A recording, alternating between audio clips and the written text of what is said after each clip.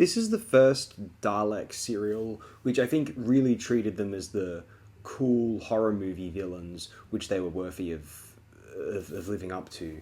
The first serial tried this. Dalek Invasion of Earth was the other one that was more successful at this, although some of the direction in that serial is a bit subpar. Fortunately, Richard Martin. Fortunately, the original great director who made the Daleks iconic in the first 2 or 3 episodes of that Dalek serial before Richard Martin took over, Christopher Barry comes back, and I'm convinced that this has a lot to do with why The Power of the Daleks is not only the best Dalek serial yet, but I mean, maybe by default, it being the best Dalek serial at this point in time, 1966, it was the best Who serial up to this point.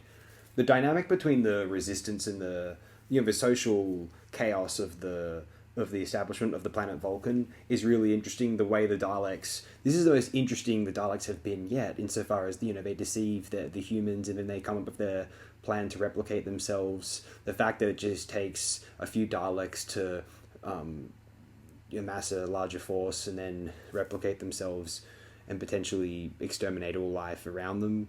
It just goes to show how dangerous and insidious they truly are. This enforces why the Doctor was so scared of them. And it also, this is the brilliance of The Power of the Daleks as the Second Doctor introduction. We'll just go here now. The Second Doctor has a habit of, how should we say this? He assumes his subjects are lying to him. And so he plays dumb so as to wait until they reveal their true intent.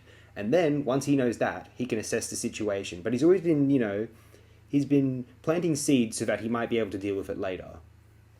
The finest example of this in execution is probably Tomb of the Cybermen. A lot of people might agree. When he wants to lure he wants to find proof of the Cybermen, have them there so he can trap them forever in the tombs there. And then, of course, it's a bit more complicated than that, I suppose. And then in this serial, he has all these Daleks amassed. He gets them to connect to the station's power so that they can, charge themselves. And because these are the Daleks, which are still can only move on along certain surfaces, right? They're at that stage in their evolution, I guess. This is a time in history prior to that, I suppose, that this Dalek pod's crashed on Vulcan. And so what happens is the Doctor, now that he's had that opportunity, things seem, all hope is lost, but then he surges all this energy into the Daleks, overloading them and destroying them. And everyone's like, Doctor, that was brilliant. Because you wouldn't have thought to do that, but the Doctor, he's thought about it. He's a very risky chess player, but he knows he's willing to sacrifice in order to gain the ultimate victory in the end. He's 20 steps ahead of everyone. And that's the brilliance of The Power of the Daleks. It not only demonstrates, as I said before, bringing in a new actor to play the Doctor, they're like, oh crap, how do we make people accept this? How people are not going to want to watch this? We'll do a Dalek serial. And it's the best Dalek serial yet, and it introduces an even more entertaining, more interesting Doctor than William Hartnell ever was, in my humble opinion. No offense to Mr. Hartnell, he was very good. I think he was very correct. Troughton was the only actor in England capable of replacing him, and apparently doing a better job than him by playing a different kind of character to the first Doctor.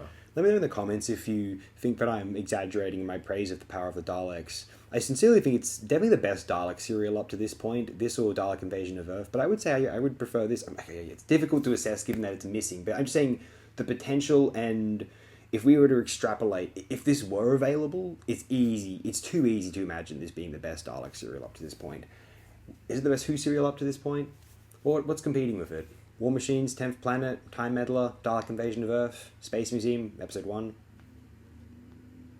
Name your other nominations in the comments below, if you're so inclined. I have to admit, I haven't been a Doctor Who fan for all that long, so I keep expecting some older veteran fan to comment on one of these videos and be saying, that's a terrible take, blah, blah, blah. But I'm quite happy that no one has done so thus far. Maybe if they didn't like the take, they'd just dislike the video and move along. Yeah, bugger you. Oh well. We'll be discussing another missing serial next, a 4-parter known as The Highlanders, where we're introduced to the great Jamie McCrimmon, portrayed by Fraser Hines, who becomes the Second Doctor's companion from henceforth up until his final serial, The War Games, in 1969. So tune in next time as we discuss The Highlanders and probably end up having to discuss a bit more English history in lieu of behind-the-scenes information to discuss regarding the serial itself. Thanks again, my friends. Appreciate it.